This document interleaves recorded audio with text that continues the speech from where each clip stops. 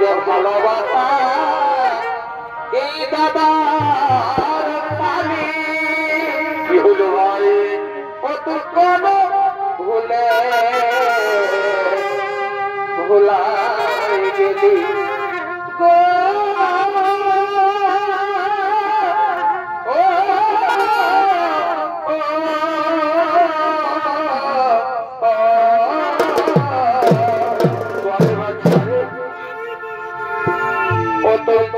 যদি চলে যাবি কেন কেন ও তুই ছাড়ে যদি চলে যাবি আমাকে কি পালি আচ্ছা আচ্ছা আচ্ছা যে মাছে পারা ধরে মুচকে পালালি যে মাছে পারা ধরে মুচকে পালালি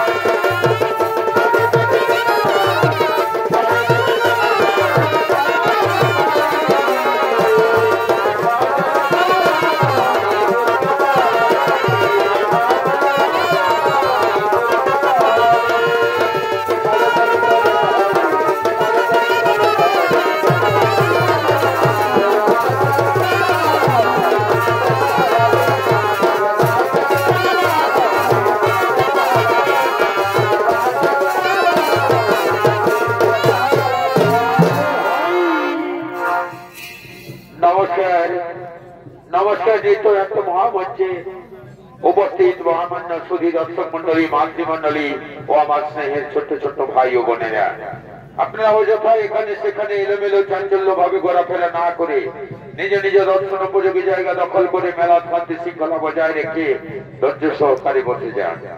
তাই সুখের ঘুমকে ত্যাগ করে সারা রাত্রি জেগে প্রচন্ড শীতকে উপেক্ষা করে যেভাবে আপনারা দুই দলের দিকে সহযোগিতার হাত বাড়িয়ে দিয়েছেন স্বর্গীয় ওস্তাদ দুর্যোধন মাহাতোর ছৌ সম্প্রদায়ের পক্ষ থেকে সকলকে জানাই অশেষ অশেষ ধন্যবাদ। আর এই ধন্যবাদ জানাতে গিয়ে দেখাবো আপনাদের আলোক উদ্ভাসিত মহান মঞ্চে দূরদর্শন খ্যাত শিল্পী স্বর্গীয় ওস্তাদ দুর্যোধন মাহাতোর তৃতীয় ছৌ নৃত্য নাট্য। তাই তার তৃতীয় ছৌ নৃত্য নাট্য মহাভারতের কাহিনী অবলম্বনে মা বোনেদের দেখার মতো দাদা ভাইদের বোঝার মতো হাসি কান্নায় ভরায় কচু সজল পৌরাণিক পালা যে পালার নাম রাখা হয়েছে ভীম হস্তে কিচক বধ হইতে অভিমন্য উত্তরার শুভ বিবাহ।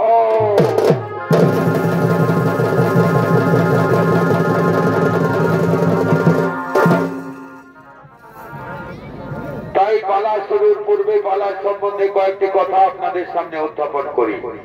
আপনারা সকলেই জানেন মহাভারতের পাতায় কৌরব পক্ষের সঙ্গে পাণ্ডব পক্ষের পাশা খেলার প্রতিযোগিতা হয়। শকুনির চালে পরাজিত পাণ্ডব পক্ষকে দুর্যোধন 12 বছরের জন্য বনবাস এবং 1 বছরের জন্য অজ্ঞাতবাসে যাওয়ার নির্দেশ দেয়। 12 বছর বনবাসে অতিবাহিত করার পর পাণ্ডবগণ 1 বছর অজ্ঞাতবাসে কাটিয়েছিল বিরাট রাজার রাজসভায় নিজ নিজ নাম পরিবর্তন করে। যেমন যুধিষ্ঠির কঙ্কবধ নাম ধারণ করেছিল, বল্লভ নাম ধারণ করেছিল ভীমসেন, বৃহন্নলা নাম ধারণ করেছিল অর্জুন এবং রথিক ও তন্তুপাল নাম ধারণ করেছিল নকুল ও সহদেব। দ্রৌপদী বিরাট রাজার রানীর কেশ পরিচর্যায় নিযুক্ত ছিল সৈরন্ধ্রী নাম ধারণ করে।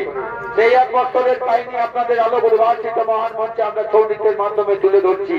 তাই শুরু করতে চলেছি স্বর্গীয় ওস্তাদ দুর্যোধন মাহাতো রচিত নির্দেশিত দিলীপ মাহাতো পরিচালিত বিনা পানি ছৌ নৃত্য বিকাশ কেন্দ্রের সমস্ত ছৌ শিল্পী দ্বারা পরিবেশিত মহাভারতের কাহিনী ভীম হস্তে কিচক বধ হইতে অভিমন্য উত্তরার শুভ বিবাহ।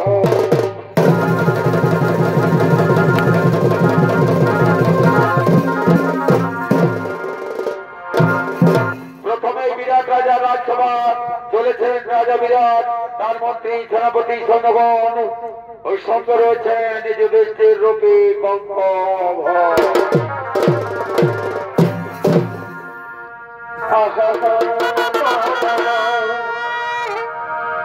এই পাতা খেলে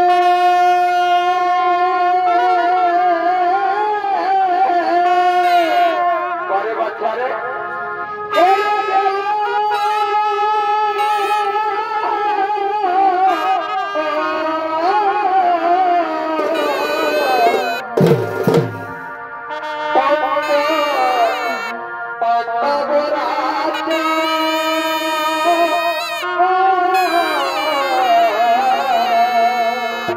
भाई ये भाई मेरा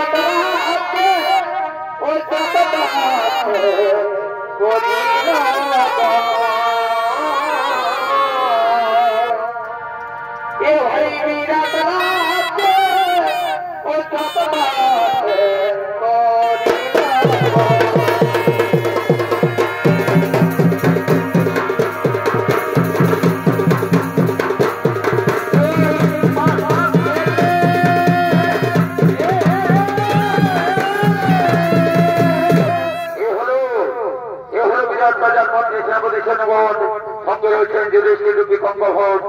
রাজ্যসভার দিকে করেছেন আগমন।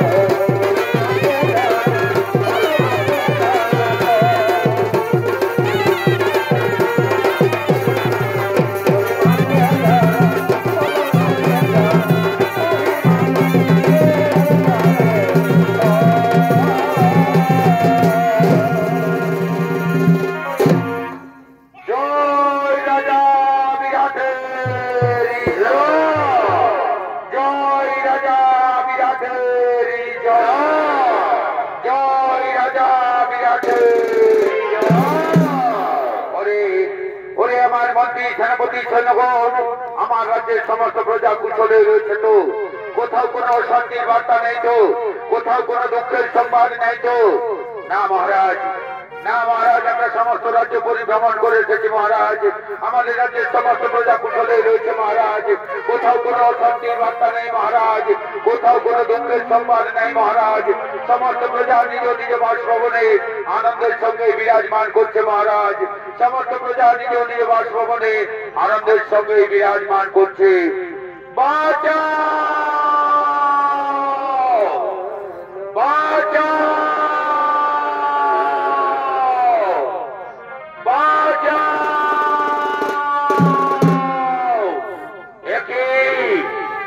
মন্ত্রী সেনাপতি সৈন্যগণ, তোমরা এখন বসে আমার রাজ্যের সমস্ত প্রজা কুশলে রয়েছে।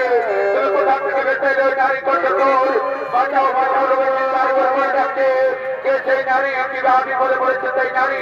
আমি যাবো সেই নারীর কাছে, দেখো তার বিপদের কথা। বাঁচাও।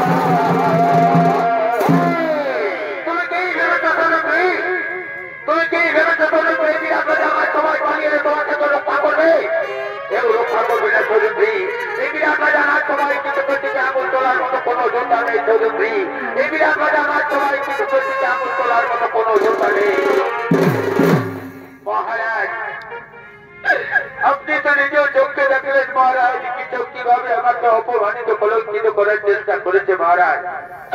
এই অপমানের জন্য কিচককে আপনি দণ্ড দিন মহারাজ, এই অপমানের জন্য কিচককে আপনি দণ্ড দিন।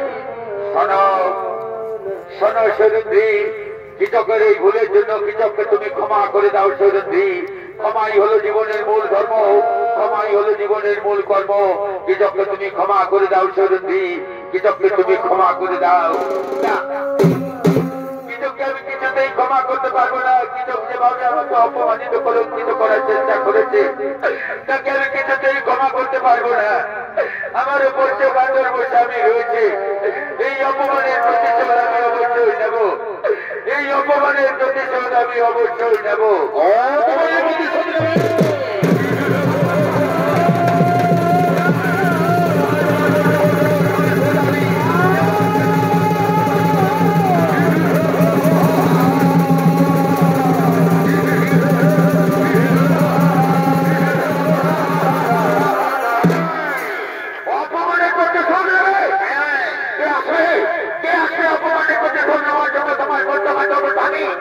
আমি তো প্রথমেই বলেছি সৈরন্ধ্রী, এই বিরাট রাজার সেনাপতি কিচকের দিকে আঙুল তোলার মতো কোনো যোদ্ধা নেই।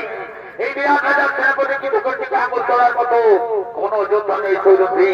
এই বিরাট রাজার সেনাপতি কিচকের দিকে আঙুল তোলার মতো কোনো যোদ্ধা নেই। শোনো, শোনো সৈরন্ধ্রী, তোমার রূপ ও যৌবনে আমি যখন মোহিত হয়েছি সৈরন্ধ্রী, তখন এক না একদিন নিশ্চয়ই আমি তোমাকে আপন করে পাবো সৈরন্ধ্রী। আজ আমি এই সভা মাঝ থেকে খালি হাতে ফিরে গেলাম সৈরন্ধ্রী, কিন্তু কথাটা যেন মনে থাকে সৈরন্ধ্রী, এক না একদিন নিশ্চয়ই আমি তোমাকে আপন করে পাবো সৈরন্ধ্রী। এক না একদিন নিশ্চয়ই আমি তোমাকে আপন করে পাবো, কথাটা যেন মনে থাকে। মহারাজ, এখনো কি আপনি চুপ করে থাকবেন মহারাজ? আপনার চোখের সামনে একজন অবলা নারীকে এভাবে অপমানিত কলঙ্কিত হতে হচ্ছে মহারাজ। প্রজা হলো রাজার কাছে পুত্র সেবক, প্রজার সুখে দুঃখে বিপদে আপদে রাজার সাহায্যের হাত বাড়িয়ে দেয়। আমি আপনার রাজ্যের একজন প্রজার সম মহারাজ। আমার বিপদের দিনে আপনি যদি এগিয়ে না আসেন, আমি কোথায় যাব? কার কাছে গিয়ে বলবো আমার বিপদের কথা? ও বুঝতে পেরেছি মহারাজ, আপনি যখন আমার দিক থেকে মুখ ফিরিয়ে নিয়েছেন, তখন আমি বুঝতে পেরেছি আপনিও ধৃতরাষ্ট্রের মতো স্নেহ হতে অন্ধ হয়ে রয়েছেন মহারাজ। তাই তো কৃতজ্ঞে দণ্ড দেওয়ার মতো ক্ষমতা আপনার নেই মহারাজ। আপনি যখন কৃতজ্ঞে দণ্ড দিলেন না মহারাজ, তখন আমারও পঞ্চগান্ধর্ব স্বামী রয়েছে মহারাজ। তাই তো আজ আমি এই সভা মাঝে প্রতিজ্ঞা করে যাচ্ছি মহারাজ, শক্তি দেখো মহাদেব, শক্তি দেখো 33 কোটি দেবতা, শক্তি দেখো চন্দ্র সূর্য, এই সভা মাঝে আজকে আমি প্রতিজ্ঞা করে গেলাম মহারাজ, আগামীকালে সূর্য উদয় হয় কৃতজ্ঞ দেখবে, নতুবা আমি দেখবো মহারাজ। আগামীকালে সূর্য উদয় হয় কৃতজ্ঞ দেখবে, নতুবা আমি দেখবো মহারাজ।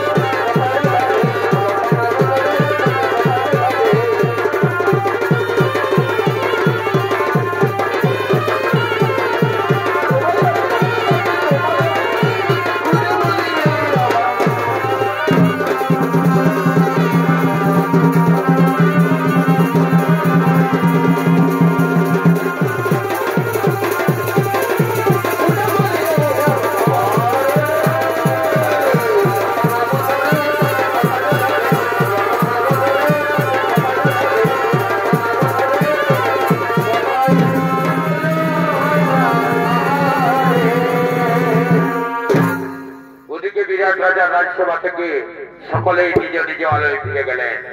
আর ওদিকে বিরাট রাজা রাজসভার দ্বিতীয় পাণ্ডব ভীমসেন রন্ধন কাজে নিযুক্ত ছিল বল্লভ নাম ধারণ করে। সেই ভীমসেন চলেছেন তার রন্ধনশালার দিকে।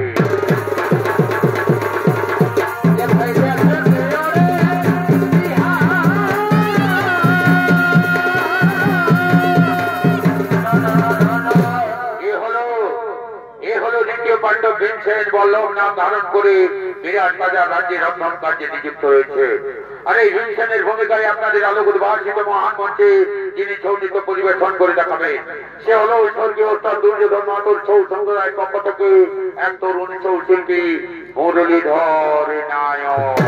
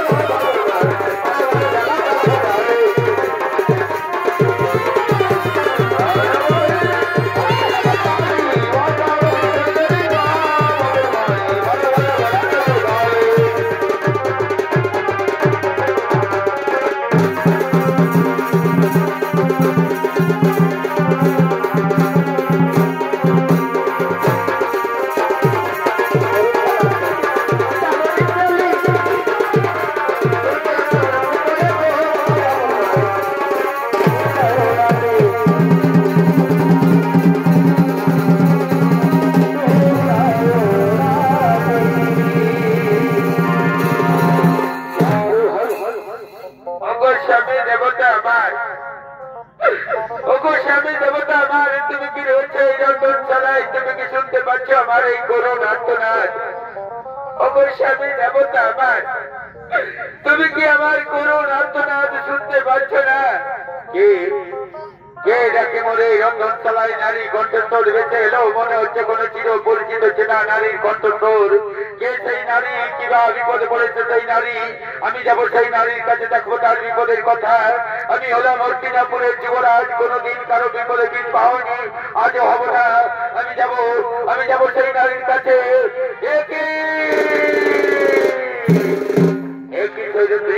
হঠাৎ করে তুমি এই রন্ধনশালায় কেন এসেছো জয়ন্তী? ফিরে যাও সৌরন্দ্রী এই রন্ধনশালা থেকে। যদি তোমাকে কেউ দেখতে পায় তাহলে হয়তো আমাদের অজ্ঞাতবাস আর পূর্ণ হবে না সৌরন্দ্রী। আমাদেরকে পুনরায় যেতে হবে 12 বছরের জন্য বনবাসে। দুর্যোধনের অভিসন্ধি পূর্ণ হবে সৌরন্দ্রী। আমি যে ফিরে যেতে আসিনি, আমি যে এসেছি আমার অপমানের কথা জানাতে। তুমি কি জানো না কিভাবে আমাকে অপমানিত কলঙ্কিত করার চেষ্টা করেছে? আমি সব জানি সৈরন্দ্রী। আমি কালকে সভা মাঝে কৃতকের মূল্য উপরে ছেড়ে ফেলে দিলাম। তুমি তোমার দাদার কথাই শুনলে, আমার কথা একবারও ভাবলে না। তোমার দাদা তো কেবলমাত্র ভাষা ফেলতে জানে আর ক্ষমা করতে জানে, এছাড়া তোমার দাদা আর কি জানে? শোনো সৈরন্দ্রী, দাদার কথা মতো আমাদেরকে থাকতে হয়, দাদার কথা মতো আমাদেরকে চলতে হয়। আমি তোমায় কথা দিচ্ছি সৈরন্দ্রী, আমাদের অজ্ঞাতবাস পূর্ণ হোক, তারপর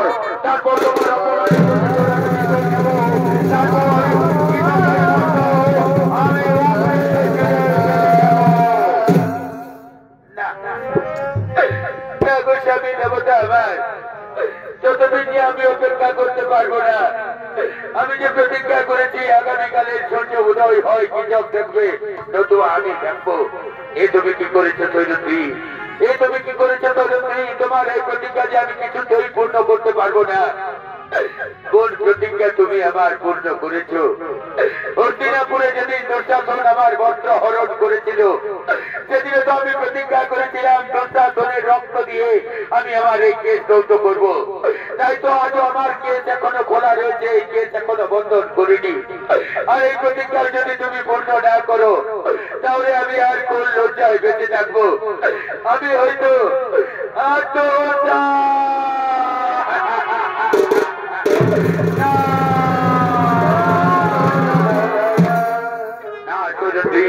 আত্মহত্যার কথা তুমি মুখে আনবে না সৈরন্দ্রী। আত্মহত্যা পাপ সৈরন্দ্রী, আত্মহত্যা কাপুরুষের কর্ম সৈরন্দ্রী। আমরা পঞ্চ ভাই থাকতে তুমি আত্মহত্যার কথা মুখে আনবে না সৈরন্দ্রী। ওগো নিষ্ঠুর বিধাতা, ওগো দয়াল ঠাকুর, এই অভাগীর ভাগা কপালে কি তুমি দুঃখ ছাড়া সুখ কোনদিন লিখলে না ঠাকুর? এই অভাগীর ভাগা কপালে কি তুমি দুঃখ ছাড়া সুখ কোনদিন লিখলে না? ও বিধিরে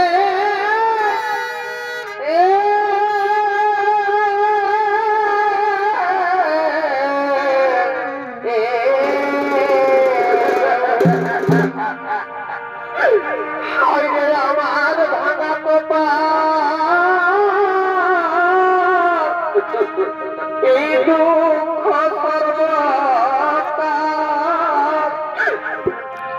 বিরাট রাজ্যে করেছি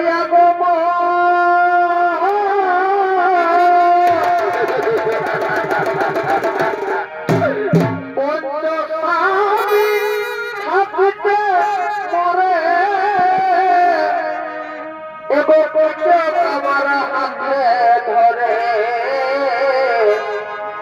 রাজ্যসভা করিল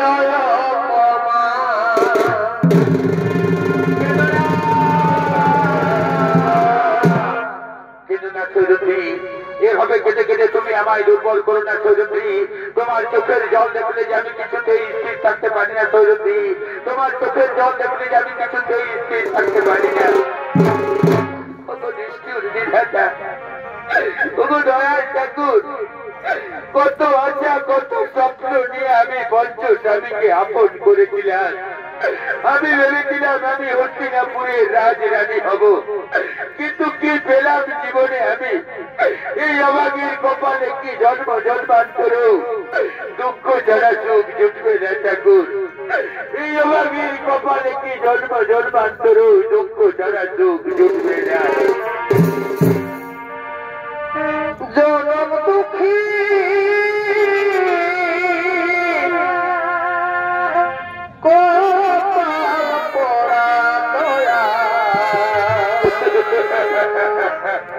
আমি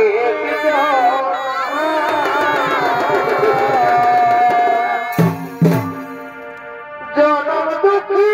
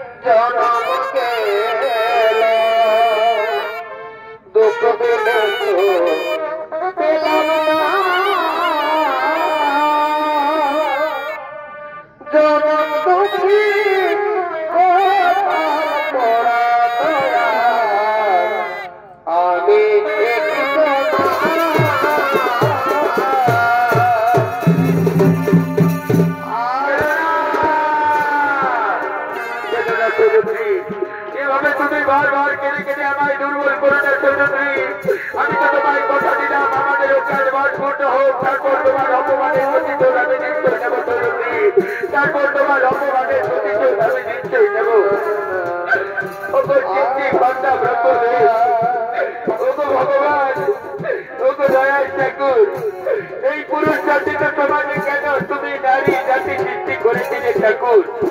নারী যদি তার অপমানের প্রতিশোধ নিতে না পারে তবে কেন কেন কেন তুমি নারী জাতি সৃষ্টি করেছিলে ঠাকুর? ওগো দয়াল ঠাকুর, তোমার চরণে করো জোরে বিনতি করে বলি ঠাকুর, বড় জনম বলে যদি কিছু থাকে ঠাকুর, তুমি আমাকে বড় জনমে আর নারী জন্ম দিও না ঠাকুর। নারী জন্ম বড়ই দুঃখের, নারী জন্ম বড়ই কষ্টের ঠাকুর। আমি যে নারী জন্ম আর সহ্য করতে পারবো না ঠাকুর, তুমি আমাকে বড় জন্মে আর নারী জন্ম দিও না। পাখি জন্ম দিও দয়া আমার নারী জন্ম দিও না, আমার নারী জন্ম দিও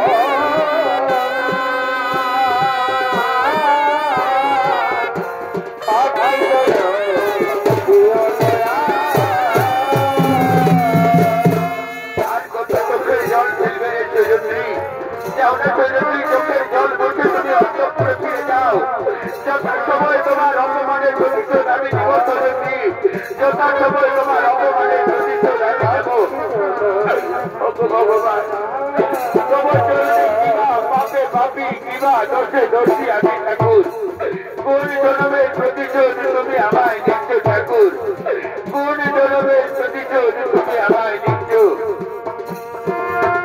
আমি কোন দোষী রে, আমি কোন পাপী রে, দয়া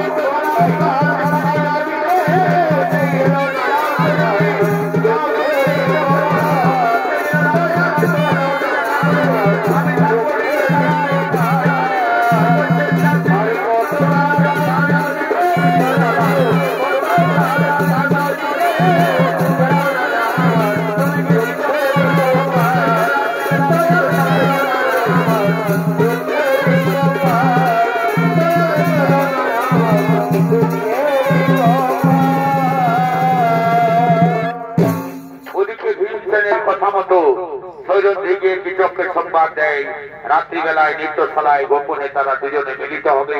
পঞ্চগান্ধর্ব স্বামীর হয়ে তারা দুজনে মিলিত হতে পারছে না। আর এদিকে পূর্ব পরিকল্পিত অনুসারে পূর্বে থেকেই নৃত্যশালায় লুকিয়েছিলেন ভিনসেন্ট। আর ওদিক থেকে উন্মত্ত অবস্থায় কৃষক ছুটে আসছেন নৃত্যশালার দিকে সৈরন্ধ্রীকে পাওয়ার আশা।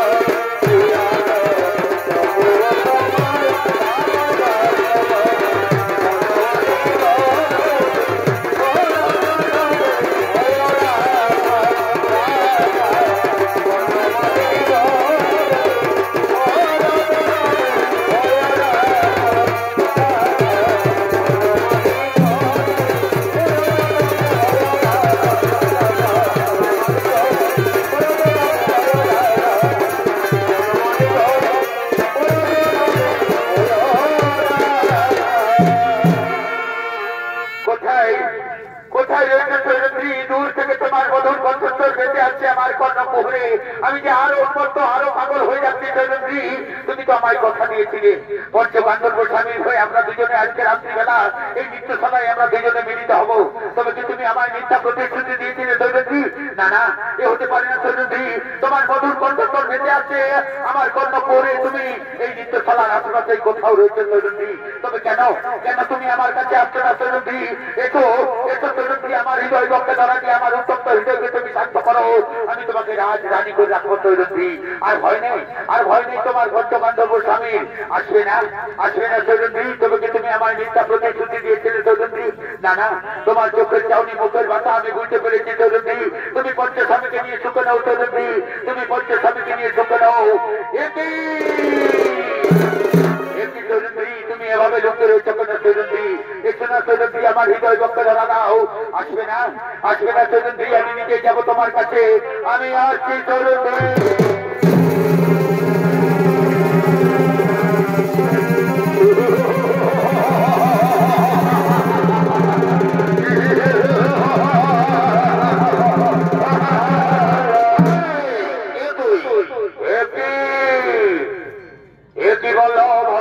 তুমি রন্ধন ছাড়া চলে এই নৃত্যশালায় কেন এসেছো বললো? এই নৃত্যশালায় তো বৃহন্নালার টাকার কথা, এখানে বৃহন্নালা উত্তরাকে নৃত্য শিক্ষা নেই। তবে তুমি কেন এসেছো বললো? এখনো কি তুমি আমাকে চিনতে পারলে না? কি এখনো কি তুমি আমাকে চিনতে পারলে না? আমি কে? বুঝতে পেরেছি, তোমার বলে বলিয়ান ওই সৈরন্ধ্রীর প্রতি কা করেছে আগামীকালের সূর্য উদয় আমি রাখবো না। ঠিক আছে বললো, আমাকে যেতে দাও, অস্ত্র নিয়ে আসতে দাও। তারপর দেখি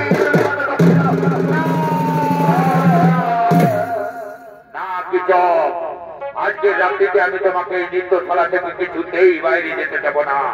আজকের রাত্রিতে এই নৃত্যশালাতেই তোমার শেষ রাত্রি হবে। কৃষক, আজকের রাত্রিতে এই নৃত্যশালাতেই তোমার শেষ রাত্রি হবে।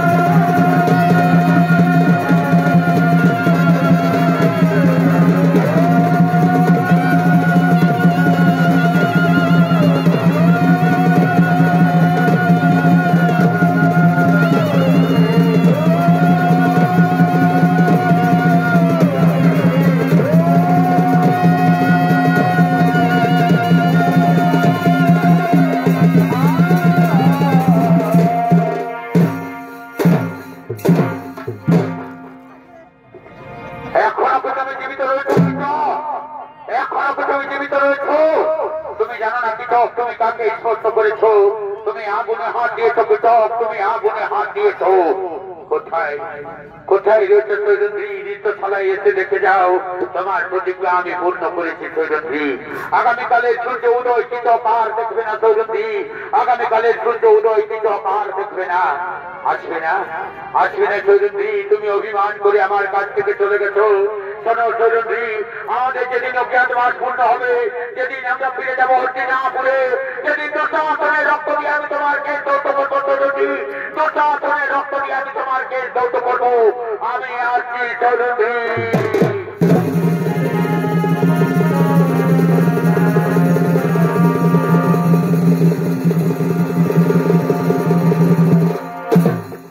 ওদিকে মৎস্য রাজার সেনাপতি কীচক হয়েছে নিহত। এই সংবাদ হস্তিনাপুরে পৌঁছানোর সঙ্গে সঙ্গে দুর্যোধন বিশাল সৈন্যবাহিনী নিয়ে মৎস্য রাজার দেশে আক্রমণ করেছে। কিন্তু মৎস্য রাজার দেশে বৃহন্নালা রূপী অর্জুন থাকায় অর্জুন দুর্যোধন ও তার সমস্ত সেনাবাহিনীকে পরাস্ত করেছে। তাই তারা পুনরায় পালিয়ে চলে গেছে হস্তিনাপুরে। এদিকে আজকে মৎস্য রাজার দেশে আনন্দের উৎসব। তারা আজকে হস্তিনাপুরের যুবরাজ দুর্যোধনকে পরাজিত করেছে। তাই আনন্দের জন্য নিজ রাজসভার দিকে ছুটে আসছেন রাজা বিরাট।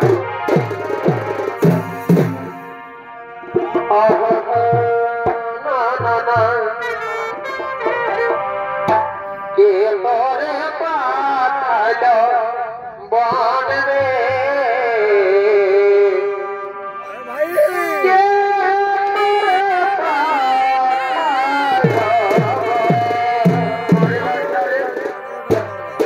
আরে কোন রাজা পেটারে তো কত ঘুরে বনে বনে,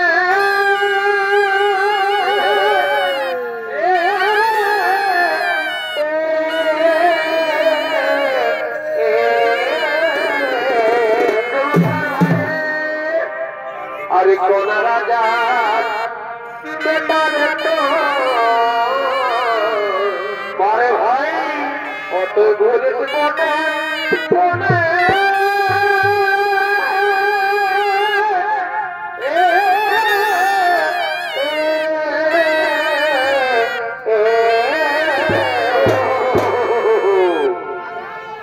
अरे कुंती जाना निकाले अरे भाई घोटी मोटे मोटे भाई अरे कुंती जाना निकाले घोटी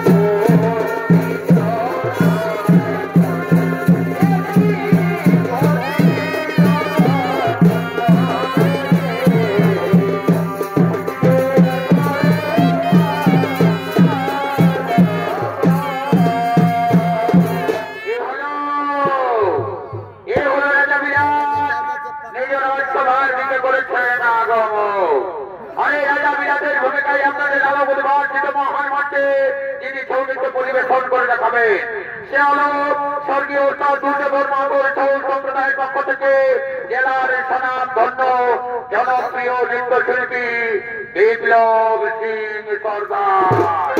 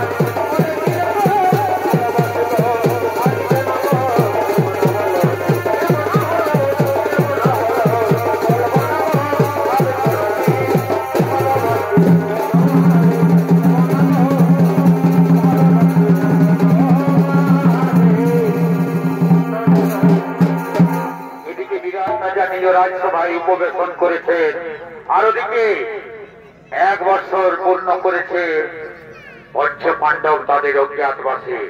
তাই তারা আজকে রাজ্যসভার দিকে ছুটে আসছেন বিরাট রাজার কাছে অনুমতি নিতে। তারা ফিরে যাবেন হস্তিনাপুরে।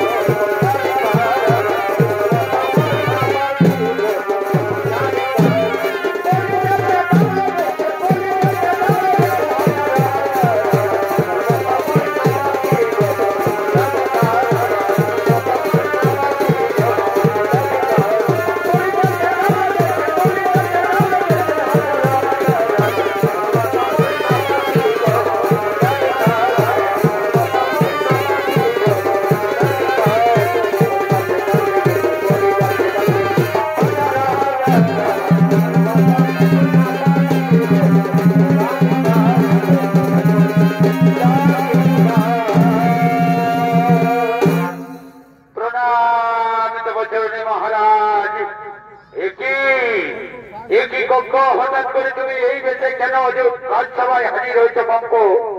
এখনো কি আপনি আমাদেরকে চিনতে পারলেন না মহারাজ? এখনো কি আপনি আমাদেরকে চিনতে পারলেন না? আমি কঙ্ক নয় মহারাজ, আমি হলাম হস্তিনাপুরের যুবরাজ যুধিষ্ঠির। এই তুমি মিথ্যা কথা বলছো পঙ্ক। তুমি আবার হঠাৎ করে যুধিষ্ঠির হতে যাবে কেন? হ্যাঁ মহারাজ, হ্যাঁ মহারাজ, আপনি বিশ্বাস করছেন না মহারাজ, কিন্তু যা সত্য তা ঘটে গেল মহারাজ। আমরা এতদিন পর্যন্ত আপনার রাজ্যে অজ্ঞাতবাসে ছিলাম মহারাজ।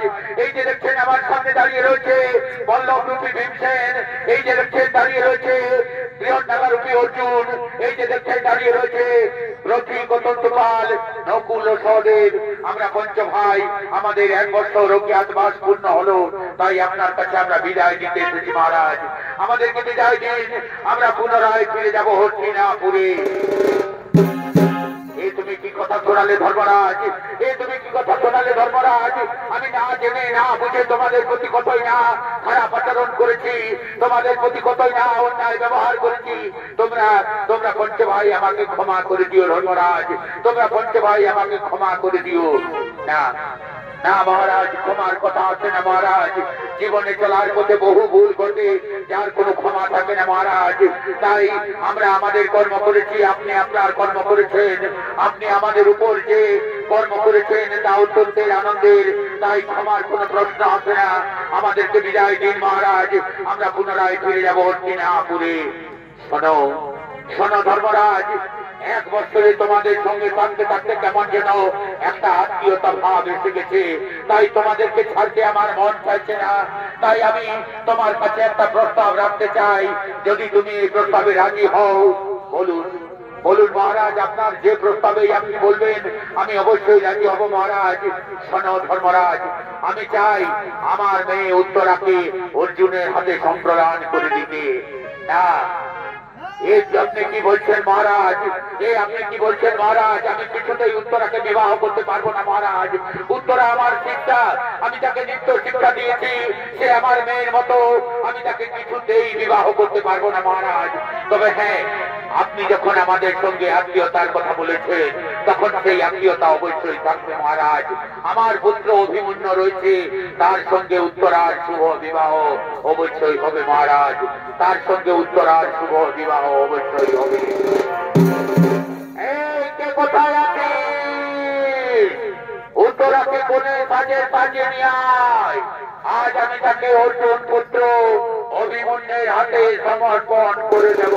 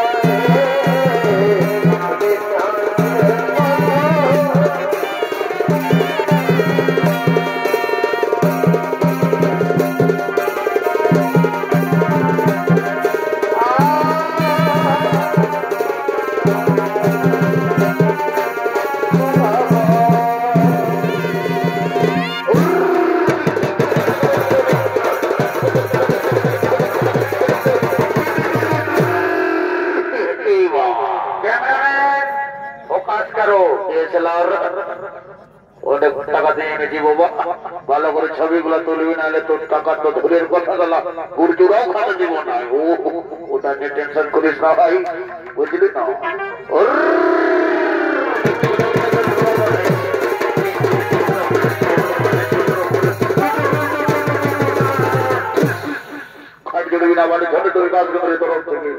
স্বর্গীয় সম্প্রদায়ের পক্ষ থেকে ডিজে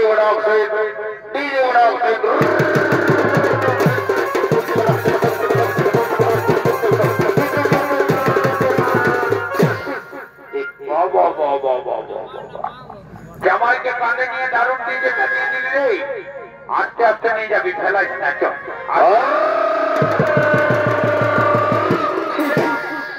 কোন দিকে দেখছিস রে? এইদিকে আস্তে আস্তে না ভাবি না, উল্টা দিকে নিয়ে যাচ্ছি। দেখ, ফেলাইস না দেখ। এইদিকে শোন, এদিকে শোন, বল। এইদিকে ভালো দেখ। বিহাঘর মানে বলে না একটা গানে, বিহাঘরে মায়া রাজা। তো এইদিকে ভালো দেখ, মাই মস্তি কাকি জেঠি ফুফু সব রেডি। আর এইদিকে ভালো দেখ, এইদিকে দেখ, কাকা জেঠা ফুফা সব একদম রেডি। ঠিকই বলেছিস। আর এইদিকে আই, কোন দিকে? এইদিকে আসবি তবে না। দেখ এইদিকে কালিন্দিরা সব রেডি। তাই আছে। আর এইদিকে ভাল, এইদিকে বরকে তো আমরা নিয়ে আলি, বরের সঙ্গে কইনাও রেডি আছে, কিন্তু বললো কি এখনো আসে নাই, বললো বুঝতে পারছি না। আমি তো কোনো বুঝতে পারছি না রে, সবাই যখন রেডি তো আর কিসের জন্য এত দেরি? তুই কোনো জানিস নাই বিহা ঘরে কবু যাই না? বিহা ঘর তো যাইনি ভাই, বুঝলে না? তবে কোনো দিন যাবো ভাবছি, এই পহিলা গেছি, বুঝলে? আর যদি পরীক্ষা ভালো করে হয়ে যায় না, তো ইয়ার পরে আমার পালিয়ে পরিবেশ বিহা ঘরে যাওয়ার। আর ছেলে বিহা ঘরে ঠাকুর লাগে, ঠাকুর। অরে বাবা, ঠিকই বলেছিস। ইশালা আমাদের তেদর ঠাকুরটা এখনো আইলো না। কোন দিকে যদি ডিজে বাজা পাইছে তো একদম ধুতি খুলে ভুলে থাকে। ঠিকই বলছিস ভাই, সময় বড়া বাজানের কাছে পাইছিলি, ওখানে না ভেজে কি দিব। হাই শুনেলে এখন বাবু, বুঝলে না, ফোনের যুগ বলছে, বুঝলে না? তুই ফোন কর। ফোন কথা ঠাকুরে আসার সময় জানিস না, সন্ধ্যাবেলা খাইছিলি ওই ধারে ঝান্টি চলতেছিল, বুঝলি? তো ঝান্টি মোবাইল টোবাইল সব বন্ধ দিয়েছে, ফোন আনেই না। ও তবে শোন, তুই যাবি, যাই নিয়ে আসবি, একদম দেরি করিস না, বলে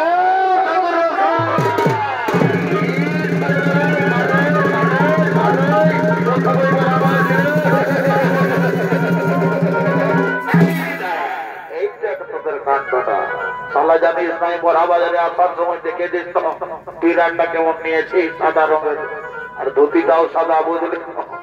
এটা খুব মজাই, তোমার বড় বুদ্ধি আছে বাবা, তোমার মাথায়। ও বাবা, সামনে দিকে কথা বল, না ঠাকুর মশাই বলতেছি তোমার হোডে একটা চুল নাই, তার জন্য বলছি তোমার বুদ্ধি আছে। ওট নয় রে বাবু, মাথা, বুঝলি? ও যাই হোক বাবা, বলছে কি ঠাকুর মশাই, হ্যাঁ রে, তো তোরাও তো হিরে বিচি করে আমাকে ডাকে নিয়ে আলি কেনে বললো, আমি কোনো বুঝতে পারছি না। বিহা করা যেমন বুঝছো না নকি বাবা, রাজা ঘরে বিহা ঘর হঠাৎ তাই করছে, কোনো যাচ্ছে না, কোনো ফিজিক্যাল করলো না, ওইসব কোনো নিমন্ত্রণ বুলাই কোনাই হয়েছে। হ্যাঁ রে, বলছি বর আইলো। ও বাবা, দেখ ঠাকুরকে দেখ, এত ডিজে বাজিল আর বলছে বর আইলো। না মানে তোরা বর কোনাকে একটু ওইদিকে দেখছি না, বরকে সেই জন্য বলছি এইদিকে আছো, ওইদিকে চলো, চেহারা দিকে চলো, এদিকে আছো। কোন দিকে? হ্যাঁ বলো, কোন দিকে? এই ঠাকুর ঠাকুর মশাই নজরটা ঘুরাবে তোমার ওইদিকে, ভালো। ও ঠিকই বলেছিস রে ভাই। হ্যাঁ রে, আর বর ঠাকুর এই তো দেখো বসে আছে। কি বাবা, এটাই বিহা করবে? ইশাল্লাহ লাজও না, লজ্জাও নেই, কোনো জায়গায় ঢুকে দিচ্ছি না।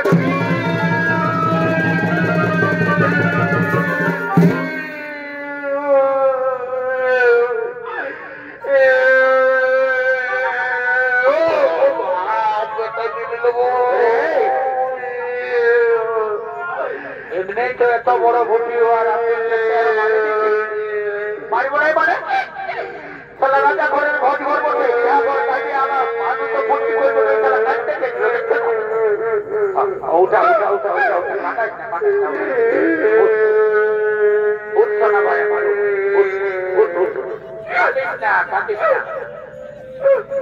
আর শুনেলে যাবার সময় না বড়া বাজার তোকে একটা লম্বা দেখে চকলেট চকলেট খাবো তো শুনেলে মেলা টাইমে আইসক্রিম আছে হলে একটা ভালো দেখে চকোবার কিনে দিব ও ওই চকোবারটা খালে মনে হয় টাঙ্কিটাই আমার যেটা খেয়ালের টাঙ্কিটা কি আমার চেপোটা ভালো হবে তোমাকে কি করবি বিয়া করবো বিয়া করবো বলা কালা বলে ঢুকতে পারছিস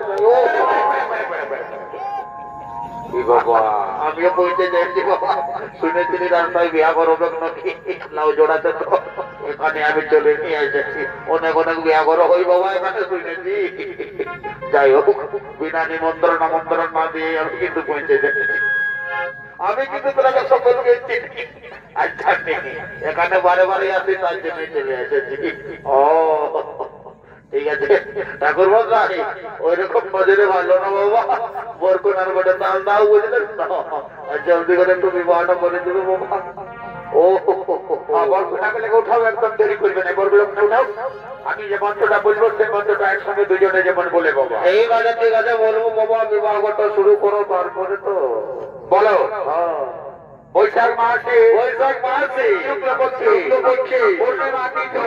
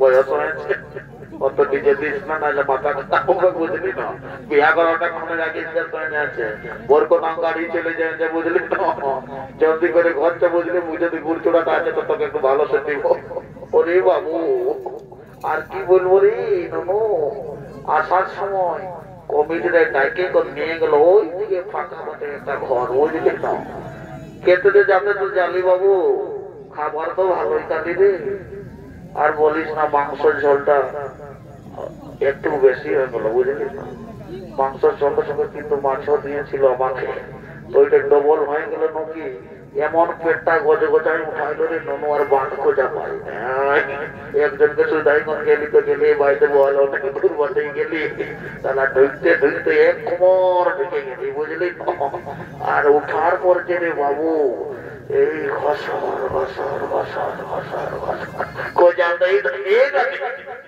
চিন্তা করিস না, চিন্তা করিস না। বোঝা বাজার হাসপাতালে লেগে এমন তোকে ভ্যাকসিন দেওয়া করাই দিব, সব ঠিক হয়ে যাবে। কিন্তু নানি একটা বিশেষ কারণ আছে। তোকে কিছুদিন আগে এই উপরে যে আমি দেখেছিলি না, এই ভেসটা কি করে তোর হইল? ওরে নুনু আর বলিস না, তোর ওই দাদুর গল্পটা বলছিস নাকি? নানি ওইটাই বলছি। আর কি বলবো রে নুনু, এই বড়া বাজার বাজারে এমন একটা কলেরা ডায়রিয়ার জিনিস চলে আসছিল, আর বলিস না। বান বসে বসে বসে বসে একদম ছাগল ডালের মতন বড় দুঃখের কথা কাটিস না, কাটিস না। করবো নাই, চল